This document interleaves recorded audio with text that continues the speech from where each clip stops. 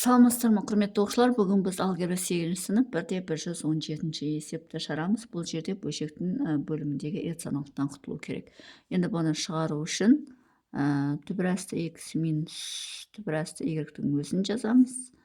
Мұнда x минус түбірасты x y плюс y-ті жазамыз. Енді бұл жерде иррационалдықтан құтылу үшін мынаның түйіндесіне көбейтеміз. Яғни түбірасты x плюс түбірасты y-ге көбейтеміз. Алымында түбірасты x плюс түбірасты y-ге көбейтеміз. Сонда алымында бөлімінде түбірасты x плюс y-ге көбейтік. Неге? Өйткені мынау a минус b деген сөз, мынау a плюс b деген сөз. Олай болатын болса, екеуі түбірасты x-тің квадраты азайту түбірасты y-тің квадраты деген формуланы береді. Яғни a квадрат минус b квадрат деген сөз. Мынау a плюс b, мынау a минус b. a-ның орнында түбірасты x, b-ның орнында түбірасты y деген сөз. Енді осы формуланы береді. Содан да түбірлер жойылып кетеді. Ал енді мына жерде мынау бізде, мына екеуі бізде a куб плюс b куб деген формуланы береді. Ол бізде a плюс b, a квадрат минус b плюс b квадрат деген сөз. Енді бізде мына екі жақша берілген. Мына екі жақша. a-ның орнында бізде түбірасты x тұр, b-ның орнында түбірасты y тұр. a квадраттың орнында түбірасты x-тің квадраты x болады, минус ab деген сөз. Яғни мына екеуін көбейтсек, бір түбірдің астына кіріп кетеді, түбірасты x y болады. b-ның квадраты түбірасты y-дің квадраты y береді. Демек, ол бізде a куб плюс b кубқа келіп тұр. Яғни a-ның орнында түбірасты x олай болатын болса, мына жерде түбірасты x-тің кубы болады, плюс түбірасты y-тің кубы болады. Сонда бізде мынау осыны береді. Енді осы жерден мына түбірасты x-тің квадраты, ол бізде түбірге көбейтетін болсақ, түбірі жойылып кетеді, бізде x-тің өзі қалады, минус y болады. Ал алымында мынау бізде түбірасты x-тің кубы деген сөз, x түбірасты x деген сөз. Ал түбірасты x-тің кубы деген сөз, y түбірасты y деген сөз. Енді бұл жерде осы күйінше қалады. Енді x түбірасты x қалай шықты деген көп сұрақ пайда болады, түбірасты x. Енді түбірасты x-ті үш рет көбейттік. Түбірасты x көбейту түбірасты x көбейту түбірасты x. Енді мына екі түбірасты x-ті түбірасты x-ке көбейтсек, ол бізде x-ті береді, мынаны көбейтсек түбірасты x болады. Демек, сонда түбірасты x үш рет көбейтсек, мына екеуі x болып кетеді, ана түбірасты x болады. Сонда түбірасты x-тің кубын x түбірасты x деп жазуға болады. Дәл солай түбірасты y-тің кубын y түбірасты y деп жазуға болады. Сонда мынау бізде есептің жауабы болады. Бұл бізде бірінші есеп. Енді екінші есепті шығарамыз. Екінші есеп бізде 9 плюс 3 түбірасты a плюс a бөлінген 3 плюс түбірасты a. Енді мен бірден осы жерден көбейтіп жібере салайын, мынаның түйіндесі бізде 3 минус түбірасты a. Неге олай көбейттім? a плюс b, a минус b деген секілді формулаға келтіреміз. Сонда мына жерде 3 минус түбірасты a болады. Тең. Енді мына жерде a квадрат болса, 3-тің квадраты бізде 9 болады. Минус түбірасты a-ның квадраты бізде a болады. 9 минус a болады екен мына бізде. Мына жерде мына формулаға келеді. Яғни бұл бізде 3-тің кубы азайту түбірасты a-ның кубы деген формула келеді. Яғни мұны бізде мына жақшаларды береді, жақшалардың көбейтіндісін. 3-тің кубы бізде 27, минус түбірасты a-ның кубын a түбірасты a деп жазуға болады. Бөлу 9 минус a. Міне бұл бізде екінші есептің шығару жолы. Енді үшіншісін шығарамыз. Үшіншісі бізде 1 минус 2 түбірасты x плюс 4x бөлінген 1 минус 2 түбірасты x. Енді бұның түйіндесі 1 плюс 2 түбірасты x. Неге? Екеуін көбейтетін болса, a минус b, a плюс b болады. Алымында 1 плюс 2 түбірасты x-ке келтіреміз, көбейтеміз. Сонда бізде, мынау бізде 1-дің квадраты 1 болады, минус 2 түбірасты x-тің квадраты, ол бізде 2-ні 2 өтсек 4, мында плюс x көбейтсек x болады. Сонда 1 минус 4x болады. Мынау. Яғни мынау деген мынандай деген сөз ғой. 1-дің квадраты азайды 2 плюс x-тің жақшаның сыртында квадраты деген сөз. 1-дің квадраты 1 береді. 2-нің квадраты 4 болады. Плюс x-тің квадраты x болады. Сонда минус 4x болады деген сөз. Соны жаздым. Енді алымы бізде формулаға келу керек. Ол қандай формула? Ол бізде 1-дің кубы плюс 2 түбірасты x-тің кубы деген формулаға келеді. Өйткені мынаны ашатын болсақ 1 плюс x болады, 1-дің квадраты 1 болады, 2-ін көбейтсек минус 2 плюс x болады, мынаның квадраты бізде 4x болады. Сонда енді мынаны жазуға болады, 1-дің кубы ол бізде 1-ді береді, 2-нің кубы 8-ді береді, түбірасты x деп отырғанымыз x түбірасты x деген сөз. Бөлу 1 минус 4x. Сонда үшінші есептің шығару жолы осылай болады. Енді төртінші есепті шығарамыз. Төртінші есеп бізде а квадрат b плюс 2a түбірасты b плюс 4 бөлінген а түбірасты b плюс 2. Енді бұл жерде не істейміз? А түбірасты b плюс 2-ні а түбірасты b минус 2-ге көбейтейік. Дәл солай алымында а түбірасты b минус 2-ге көбейтейік. Алымында бөлімінде. Сонда мынау бізде мынаның квадраты бізде а квадрат b болады. Мына екеуінің квадраты минус 4 болады. Енді мынау бізде а квадрат b. Мынау бізде а түбірасты b-ның кубы минус 2-нің кубына келеді. Мына формула, яғни а куб минус b кубқа келеді. Енді осы жерден мынаның кубы бізде а куб, енді түбірасты b-ның кубы b түбірасты b болады. Минус 2-нің кубы бізде 8 болады. Бөлу а квадрат b минус 4 болады. Мынау бізде төртінші есептің жауабы. Енді бесінші есепті шығарамыз. Бесінші есеп түбірасты x минус түбірасты y бөлінген түбірасты y. Енді бұл жерде оңай, себебі түбірасты y-ге көбейте саламыз. Мынаны да түбірасты y-ге көбейте саламыз. Иә, түйіндесі. Сонда түбірасты y-ге өтсек, y-дің өзі болады. Енді мынаны жеке-жеке бұлай көбейтеміз. Яғни жақшаны ашқандай, мына екеуін көбейтсек, түбірасты x, y болады. Яғни бір түбірдің астына алып жазуға болады. Енді мына екеуін көбейтсек, түбірасты y пен түбірасты y плюс y болады. Алдындағы минус пен минус y болады. Міне бесінші есептің жауабы осылай болады. Алтыншы есепті шығарамыз. Алтыншы есеп а плюс түбірасты b бөлінген а түбірасты b дейді. Енді бұл жерде де оңай. Бұны да біз түбірасты b-ның өзіне ғана көбейте салайық. И алымында түбірасты b-ның өзіне ғана көбейте салайық. Сонда бізде мына жерде бізде бастысы түбірден құтылу керек.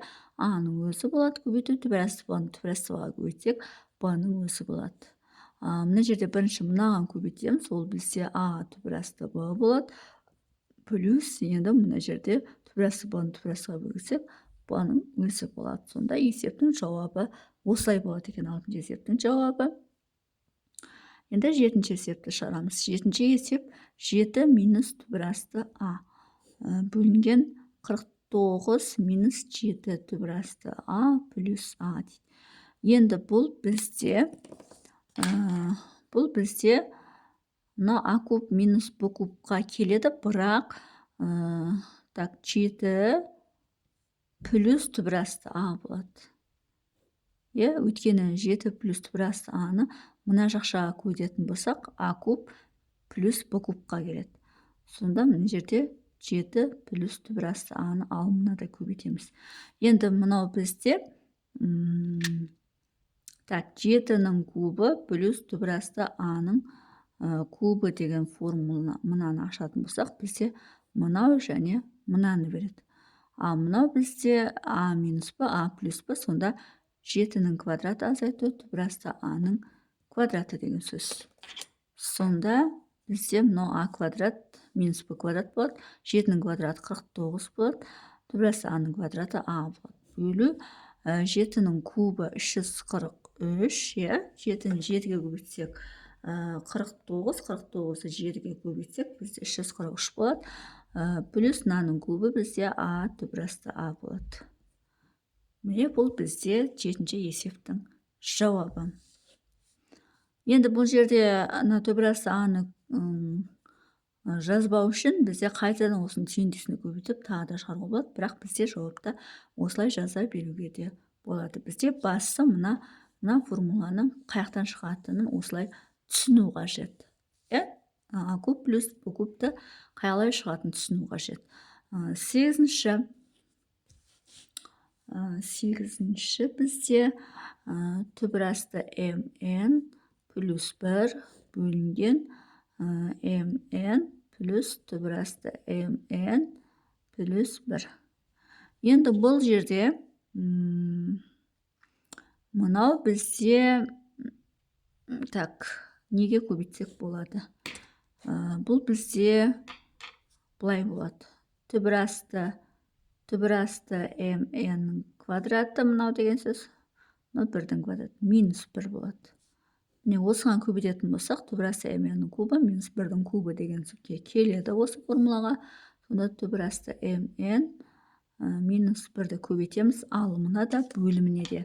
Мынау бізде, мына екеуі қосылып, бізде түбірасты mn-нің кубы азайту 1-дің кубын береді. Ал мынау бізде а плюс б, а минус б деген сол түбірасты mn-нің квадраты минус 1-дің квадратын береді. Сонда енді осы жерден түбірасты mn-нің квадраты бізде түбірмен квадрат жойылып кетеді, mn қалады, минус 1-дің квадраты 1-ді береді. Бөлу мынаның кубы бізде mn түбірасты mn деген сөз. Минус 1-дің кубы 1-ді береді. Бұл бізде 8-ші есептің шығару жолы. Енді 9-ші есепті шығарамыз. 9-ші есеп а плюс 2 түбірасты 2а плюс 2 бөлінген түбірасты а плюс түбірасты 2. Енді бұл жерден мынаның түйіндесі, яғни бұл бізде а плюс б деп елестетсек, онда түбірасты а минус түбірасты 2 болатын болса, а минус б-ға келеді. И алымында түбірасты а минус түбірасты 2-ге көбейтеміз. Сонда бізде түбірасты а деп отырғанымыздың квадраты а болады, минус түбірасты 2-нің квадраты 2 болады. Сонда а квадрат минус б квадрат деген сөз а минус 2-ні береді. Енді мынау бізде формула қылып шығаруға болады. Себебі түбірасты 2 түбірасты 2 плюс 2. Бұл жерде мынау артық болып тұрған сияқты. Мынаның квадраты бізде мынаны береді. Екеуін көбейтсек түбірасты 2, мынау артық болып тұр бізде. И мынау бізде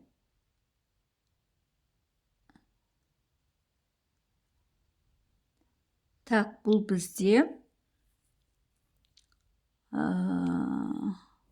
мынаның өзі а куб минус б кубқа келмейді, себебі мына жерде 2 артық болып тұр. Олай болатын болса, осының өзі түбірасты а плюс түбірасты 2-нің квадратын беріп тұр.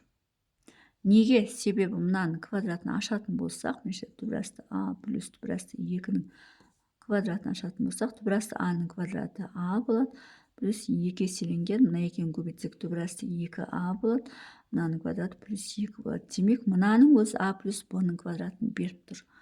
Олай болатын болса, мынау бізде түбірасты а минус түбірасты 2.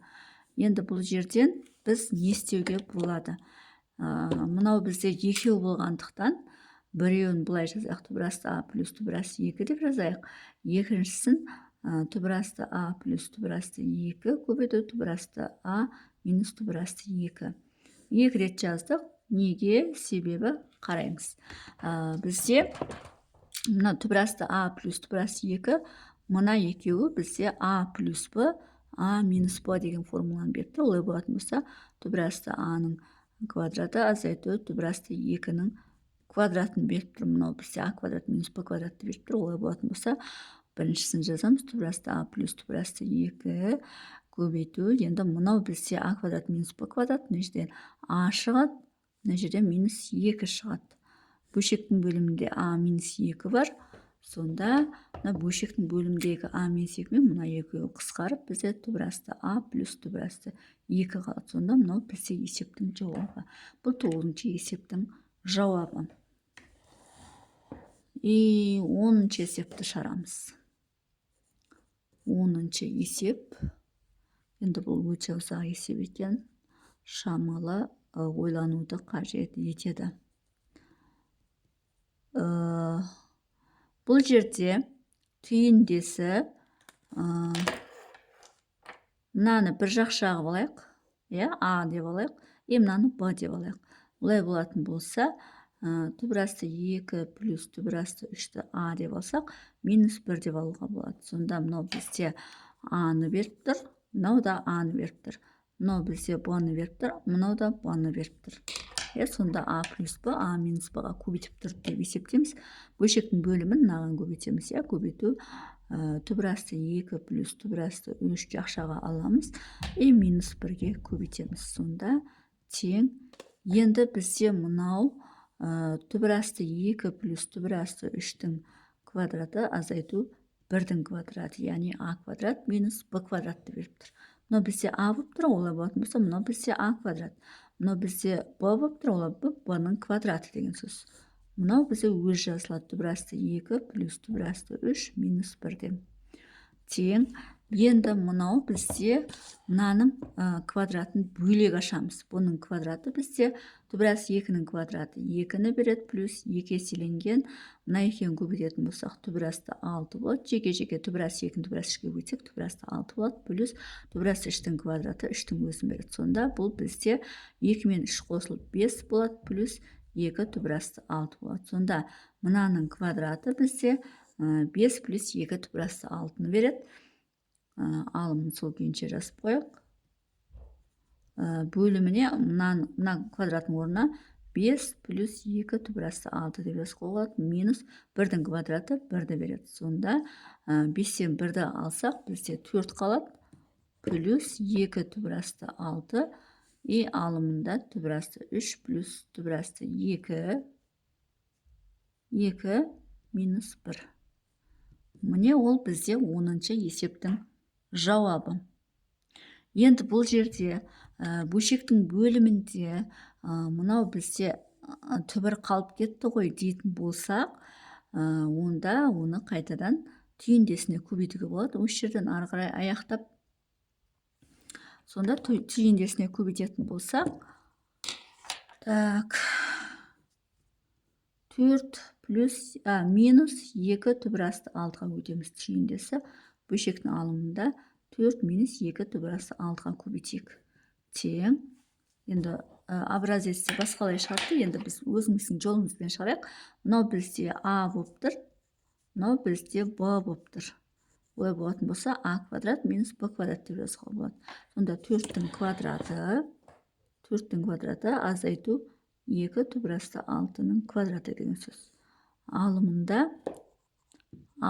енді мынаны көбейткен жеке-жеке жазамыз ба, не істейміз? Осы жаққа жаза берейін, көбейткен. Мына екеуін көбейтеміз, 4 түбірасты 3 болады. Мына екеуін көбейтеміз, плюс 4 түбірасты 2 болады. Мына екеуін көбейтеміз, минус 4 болады. 2 түбірасты 6-ны мынаған көбейтеміз, алдына минус болғанда минус 2 түбірасты 18 болады. Мына екеуін көбейтеміз, минус 2 түбірасты 12 болады. Мынаны көбейтеміз, плюс 2 түбірасты 6 болады. Тең. Енді осы жерден 4 түбірасты 3-ті сол күйінше жазайық. 4 түбірасты 3. 4 түбірасты 2-ді сол күйінше жазайық. Минус 4-ті де сол күйінше. Енді 18-ді 2 түбірасты 9 көбейту 2 деп жазайық. 9 2-ге өтсек, бізде 18 шығады. Минус 2 түбірасты 12-ні 4 көбейту 3 деп жазайық. плюс 2 түбірасты 6 деп жазайық. Тең мына жерге жаза берейін. Мына тең мен мына тең. Енді 4 түбірасты 3-ті сол күйінше жазайық. 4 түбірасты 2-ні сол күйінше жазайық. Минус 4-ті де сол күйінше жазайық.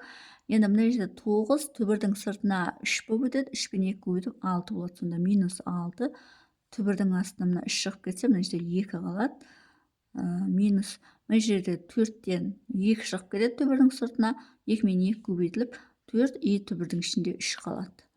Плюс 2 түбірасты 6 тең. Енді осы жерден мына 4 түбірасты 3 пен минус 4 түбірасты 3 жойылады. Так, мына 4 түбірасты 2 мен мына екеуі азайтылады. Минус 2 түбірасты 2 болады. Минус 4 болады.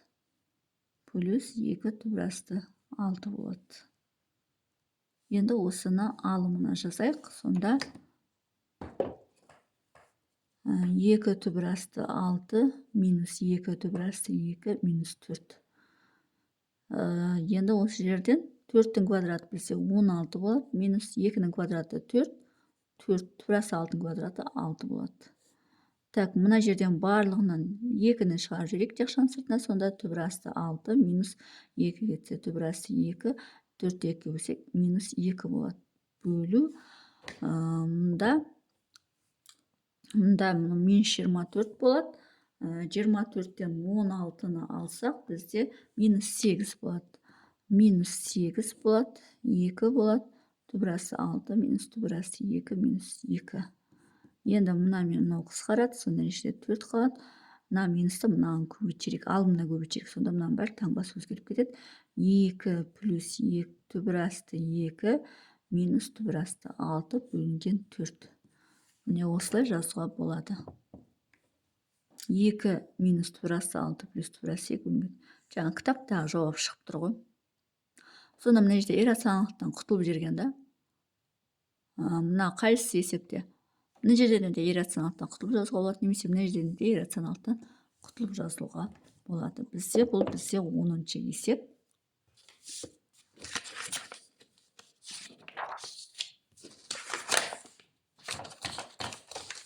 Так, енді 11-ші есепті шығарамыз. Номері 11-ші есеп. Енді өте ұзақ есеп болды енді бұл.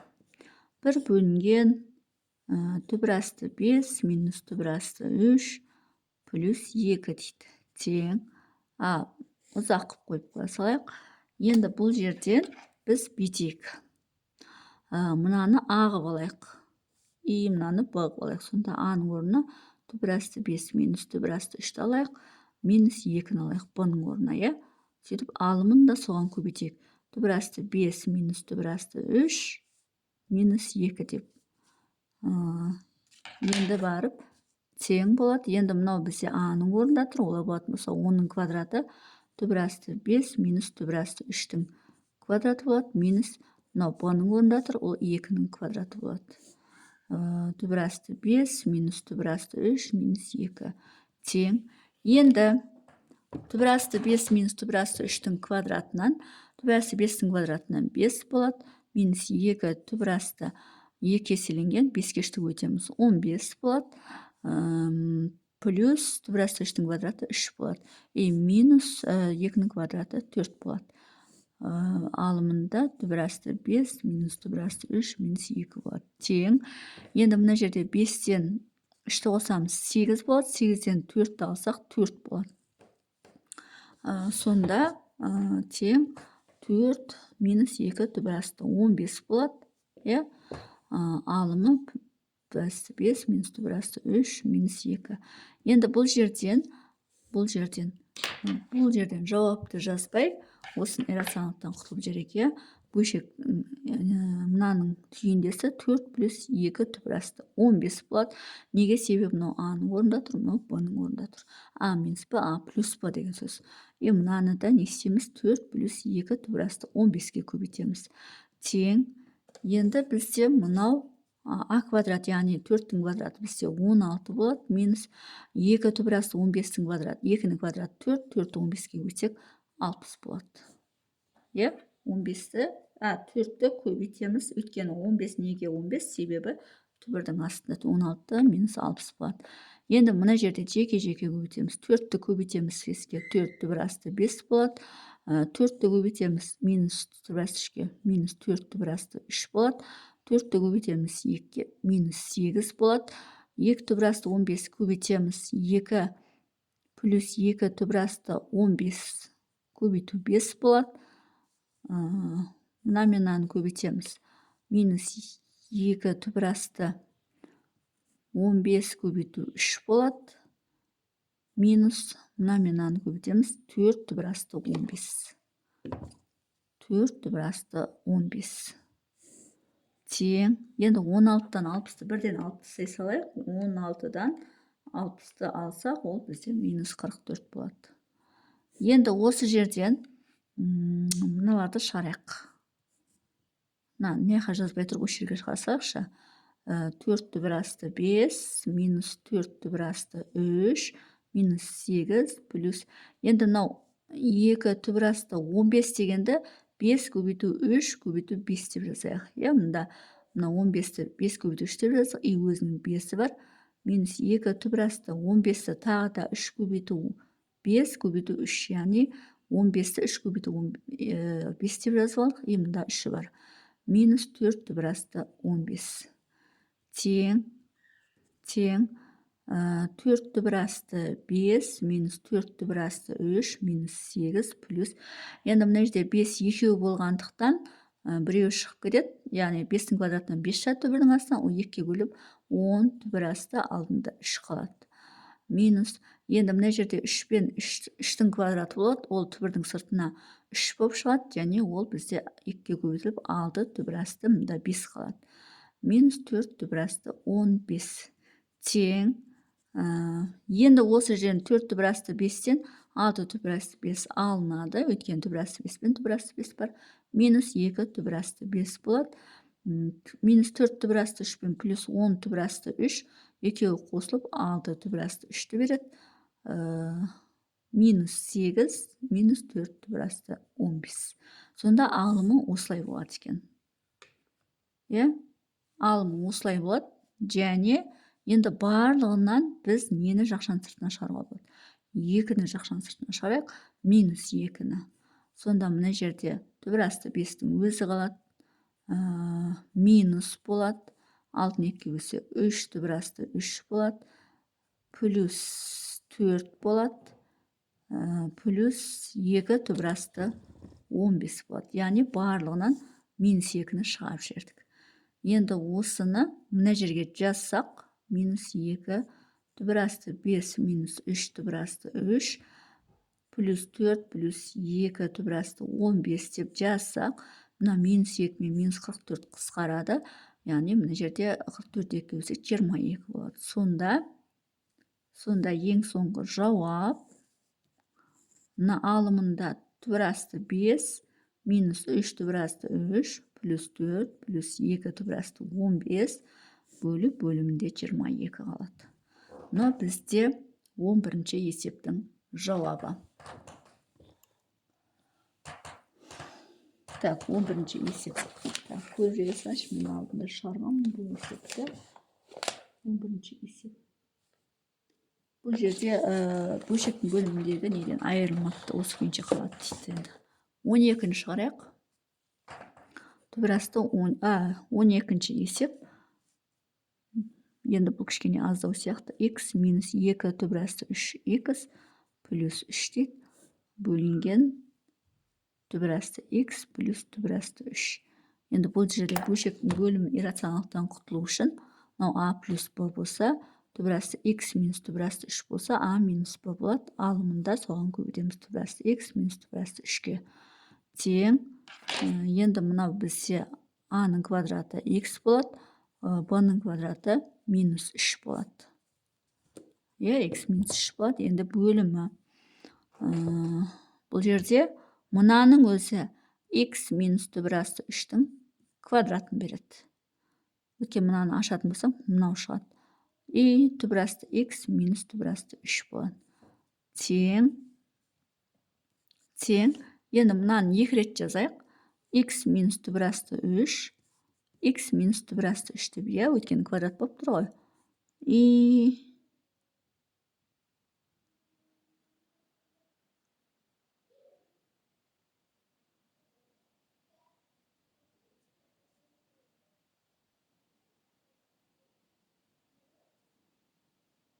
так, өзін жазбайды екенбіз. Себебі мен мынаны плюс деп ойлап қалдым. Ол плюс емес, минус екен. Так, аға.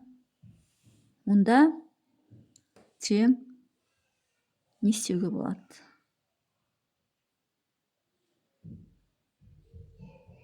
Мынаның квадратын.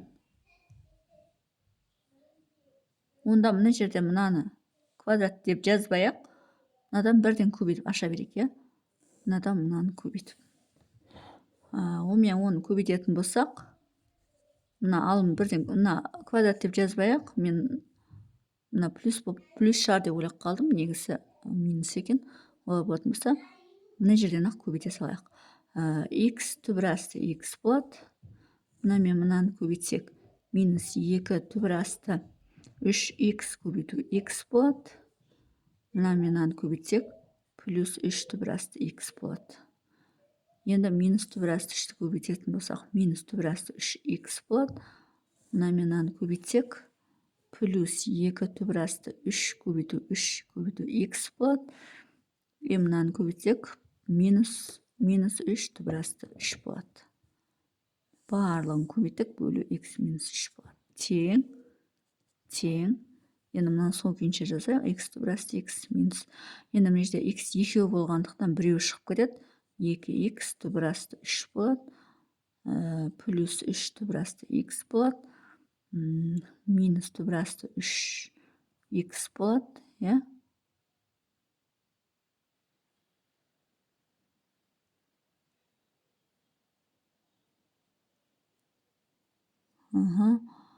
Енді мына жерде 3 екеу болғандықтан біреу шығып кетеді да.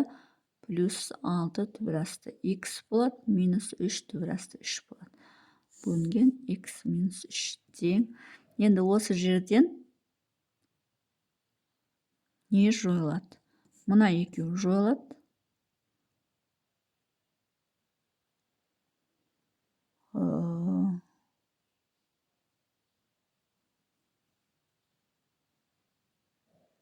Қалғандар ешқайсысы жойылмайды сияқты. Қалғандар сол күйінше жазылады. X түбір асты x минус 2x түбір асты 3 плюс түбір асты 6 түбір асты x минус 3 түбір асты 3 бөлінген x минус 3. Қалғандар сол күйінше жазылады. Сонымен есептің шығар жолы осындай.